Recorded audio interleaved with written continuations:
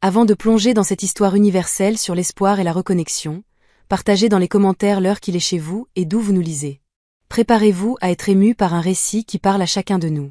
La maison était un sanctuaire de silence, mais d'un silence oppressant, comme si les murs eux-mêmes retenaient leur souffle. Dans une chambre aux rideaux tirés, où la lumière du crépuscule peinait à percer, Malik, 11 ans, était assis dans son fauteuil roulant, face à une grande fenêtre donnant sur un jardin qu'il ne foulerait jamais.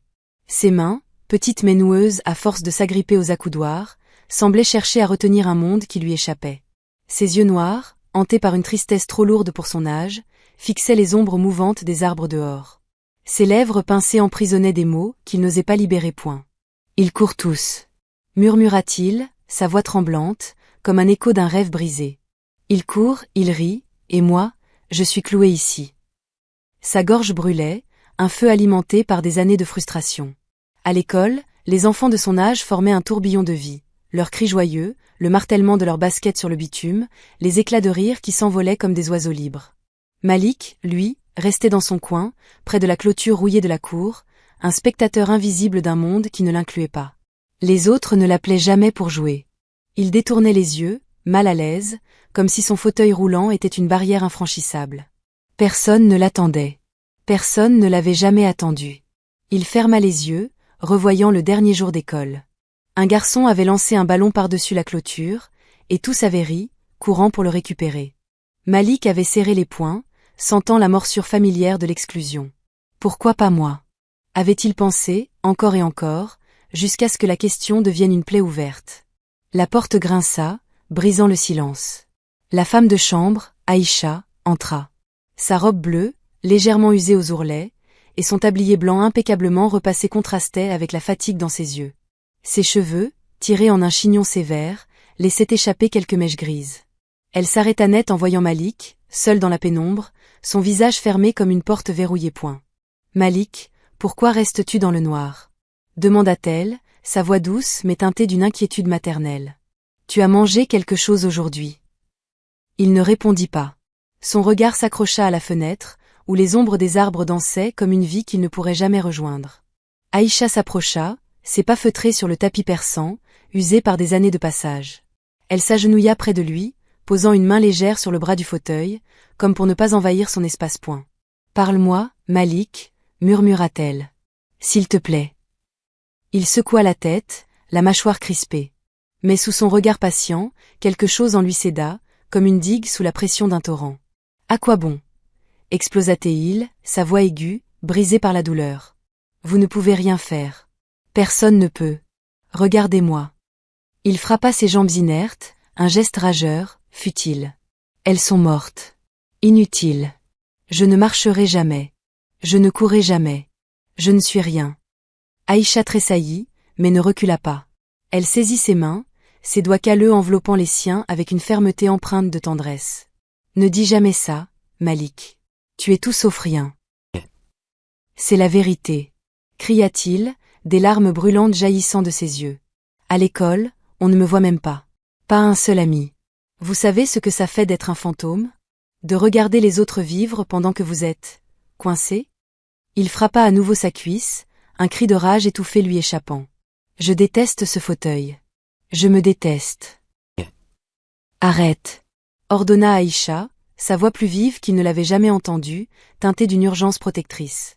Elle serra ses poings dans les siens, refusant de le laisser sombrer. N'ose pas te faire du mal. N'ose pas dire que tu n'es rien. Malik la fixa à travers ses larmes, sa poitrine secouée de sanglots. Alors, qui suis-je? Demanda-t-il, sa voix à peine audible, comme un enfant perdu cherchant une réponse. Aïcha l'enlaça, ses bras forts et chauds l'enveloppant comme un refuge. Il résista d'abord, son corps raide comme une planche, mais la chaleur de son étreinte brisa ses défenses. Son visage s'enfouit dans le tablier d'Aïcha, ses sanglots secouant leurs deux corps. Tu es un garçon avec un cœur plus grand que cette maison, murmura-t-elle, sa voix tremblante d'émotion. Ton fauteuil ne te définit pas. Ce que tu ressens, ce que tu rêves, ça te rend vivant. Plus vivant que beaucoup d'autres. Malik s'accrocha à elle, ses doigts crispés sur le tissu de sa robe. Je ne veux pas être vivant dans ce fauteuil, sanglota-t-il. Juste une fois. Laissez-moi sentir ce que c'est d'être debout. D'être comme eux. S'il te plaît. Aïcha se figea, son souffle suspendu. Malik, C'est risqué.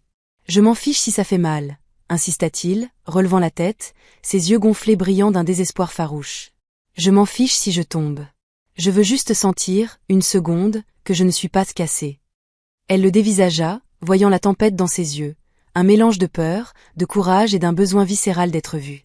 Les règles strictes du père résonnaient dans son esprit, ne jamais forcer, ne jamais prendre de risques, mais face à elle, il y avait Malik, un garçon dont le cœur criait pour un instant de dignité. Elle pensa à sa propre enfance, à ces moments où elle s'était sentie invisible, rejetée, et à la différence qu'un geste de compassion avait faite. Lentement, elle hocha la tête. D'accord.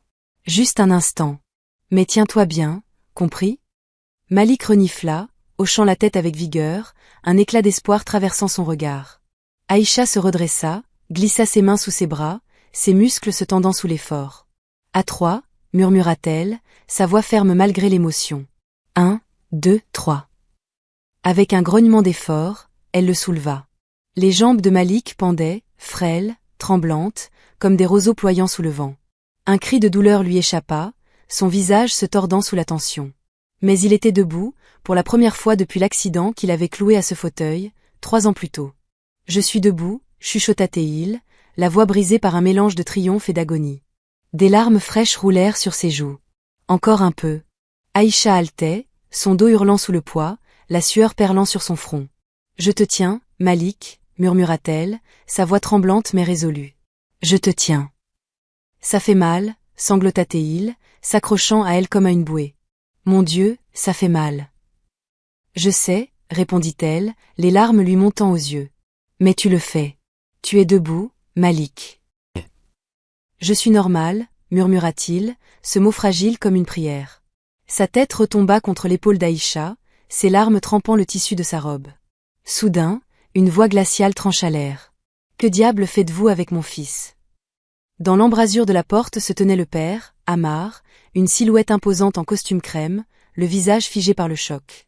Ses yeux, d'ordinaire froids et calculateurs, brûlaient d'une fureur mêlée de peur.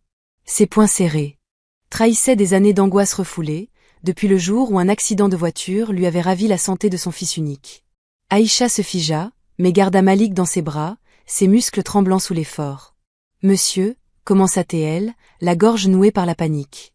Ammar avança, ses pas lourds résonnant sur le parquet comme des coups de tonnerre. « Je vous avais interdit de le mettre en danger. » rugit-il, sa voix vibrant d'une rage protectrice. « Vous voulez qu'il soit brisé à vie. »« Papa » cria Malik, la voix rauque, désespérée. « Arrête.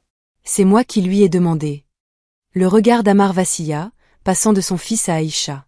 Mais sa colère reprit le dessus, alimentée par des années de culpabilité et de peur. « Tu aurais pu tomber, Malik. Tu te rends compte de ce qui aurait pu arriver? » Je l'ai supplié, hurla Malik, les larmes ruisselant sur son visage. « Tu ne m'écoutes jamais. Tu m'enfermes dans ce fauteuil, tu me traites comme une chose fragile. Tu sais ce que ça fait, d'être invisible? À l'école, personne ne me parle. Il court, il rit, et moi, je suis juste, le garçon dans le fauteuil. » Ces mots, comme des lames, transpercèrent la pièce. Aïcha, les bras tremblants, reposa doucement Malik dans son fauteuil, ses propres joues humides de larmes. La tête du garçon s'abaissa, sa poitrine secouée de sanglots. « Je ne voulais pas être rien aujourd'hui, » murmura-t-il, sa voix à peine audible. « Juste une seconde, je voulais me sentir comme les autres. » Le visage d'Ammar se fissura, ses lèvres tremblant sous le poids des mots de son fils. Il ouvrit la bouche, mais aucun son n'en sortit. Aïcha releva la tête, sa voix tremblante mais portée par une conviction féroce. Se faire mal?